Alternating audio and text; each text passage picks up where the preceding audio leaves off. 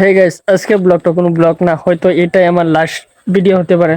কারণ যে ইনস্টাগ্রামে আমার 3000+ ফলোয়ার্স আছেন, সেই ইনস্টাগ্রাম আইডির মধ্যে স্ট্রাইক এসে পড়ছে। তো মানে আমার ইনস্টাগ্রাম আইডির মধ্যে যখন একটা ভিডিও 1 মিলিয়ন ভিউজ গেছে, তখন আমাকে দেখে অনেকেই জ্বলছে, মানে অনেকেই, মানে বেশিরভাগ আমার বন্ধুরা, কাছের মানুষই আমার আইডির মধ্যে ডেলি 50-60টা মানে ডেলি রিপোর্ট মারতে আসছে, মানে ডেলি ডেলি রিপোর্ট মারতে আসছে। কারণ দেখুন, একটা মানুষ যদি শুরু থেকে জিরো থেকে যদি কিছু করে, তো মানে কেউ মানে তাকে মানে সাপোর্ট করে না। সেম ঘটনা আমার সাথে হইতে আছে। অনেকে তো দেখছেন আমি একলা একটা ভিডিও করি, আমার পাশে কেউ থাকে না। আমি যদি বলি যে কাউকে যদি বলি যে ভাই আমার একটা ভিডিও শুট করে দিবি, তুই ক্যামেরাটা ধর, তো তারা মানে কি করে জানুন, তো এই ভিডিও করে তুই কিছু হবে না, তুই ভিডিও করা বাদ দে।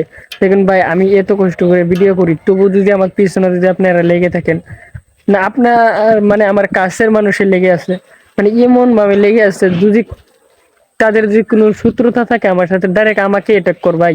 কেন আমার আইডির সাথে আমার সাথে এমন করতে আছে ভাই?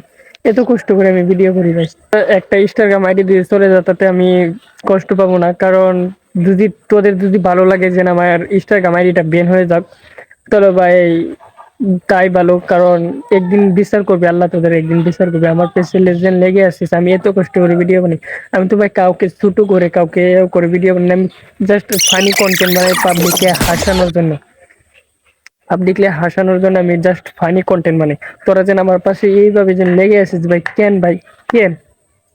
যদি এই ভিডিওটা যদি কেউ ইউটিউবতে দেখছেন, তো প্লিজ আপনাদের পায়ে ধরে বলতে আসি, হাত জোর করতে আসি, আমাকে প্লিজ একটু সাপোর্ট করেন, সাবস্ক্রাইব করেন। আর যদি কেউ যদি ফেসবুকে দেখতে আসেন, প্লিজ ভাই একটু ফলো করেন আর ভিডিওটা শেয়ার করেন ভাই, প্লিজ।